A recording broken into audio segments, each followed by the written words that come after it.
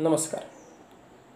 श्री याज्ञवल्क्य आध्यात्मिक अन्वेषण केंद्र वे ऑफ लाईफ या यूट्यूब चॅनलमध्ये आपल्या सर्वांचं सहर्ष स्वागत.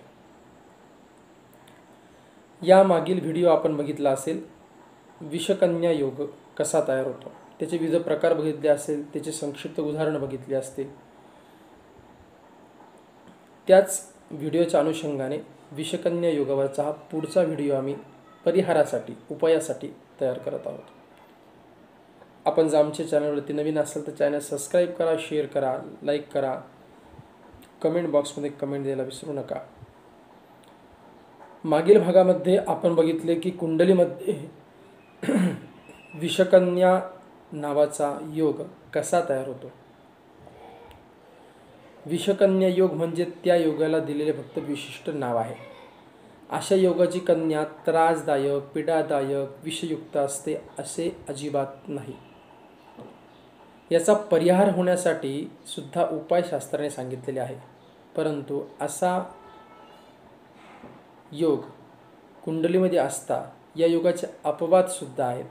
म्हणजे त्या योगाचे परिणाम कोणत्या योगामुळे कमी होतात हे पण पाहणं गरजेचं आहे.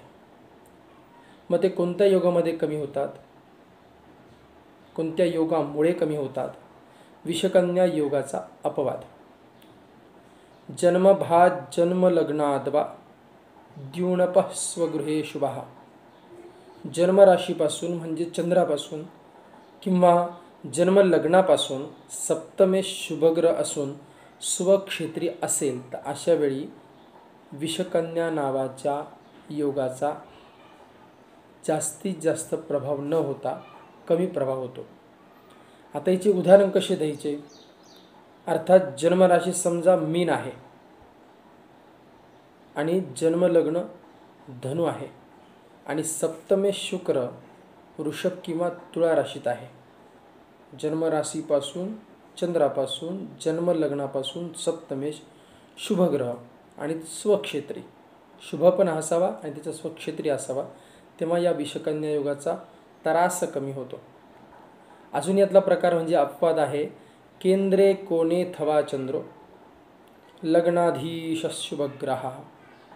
लग्नस्वामी शुभग्रह असून तो केंद्रात असायला हवा. मग केंद्रस्थाने कोणती किंवा त्रिकोणस्थाने कोणती. लग्नस्वामी शुभग्रह गुरु शुक्रासारखा तो 1, 4, 7, 10 किंवा 5, 9 त्रिकोणात असला पाहिजे. त्यामुळे सुद्धा या दोषाचा परिहार म्हणण्यापेक्षा प्रभाव, वाईट प्रभाव कमी होतो. अजून यातला एक अपवाद आहे. हे एकाच कुंडलीत आपल्याला बघायचं आहे. समजा दोष कुंडलीत आहे परंतु ही स्थितीसुद्धा आहे तर त्याचा परिणाम कमी होईल, एवढा त्रास होणार नाही. पुढचा अपवाद असा आहे की बृहस्पतीर भृगु स्वोच्चे मित्रस्थे बलिनस्तथा. केंद्रात किंवा त्रिकोणात चंद्र, गुरु किंवा शुक्र बलवान असायला हवा. मग बलवान कसा तर स्वगृही पाहिजे, उच्चीचा पाहिजे, मित्रक्षेत्री पाहिजे किंवा शुभग्रहांनी दृष्ट असायला हवा. दुष्ट म्हणजे तिची दृष्टी पाहिजे, तसा दुष्ट नाही. तर विषकन्यत्वाचा दोष नष्ट होतो, कमी होतो. परिणामसुद्धा कमी होतात. मंगळदोषाचे परिणामसुद्धा कमी होतात जर बृहस्पतीसारखा, भृगूसारखा ग्रह म्हणजे गुरु शुक्रचा ग्रह बलवान किंवा उच्चीचा असेल तर. अर्थातच हे विषकन्या योगाचे अपवाद आहेत. यामुळे त्याचे परिणाम कमी होतात, त्याचे दुःख कमी होते, त्याचे त्रास कमी होतात. कोणताही योग नष्ट होत नसतो, त्याचे त्रास कमी होत असतात. पहिल्या व्हिडिओमध्ये आपण बघितलं विषकन्या योग कसा तयार होतो, त्याचप्रमाणे विषकन्या योगाचे परिणाम काय. आत्ता ह्या व्हिडिओमध्ये बघितलं आपण की विषकन्या योग जरी कुंडलीमध्ये असला तर याचे अपवाद काय, तो परिहार कसा होतो. परिहार म्हणण्यापेक्षा त्याचे परिणाम कसे कमी होतात.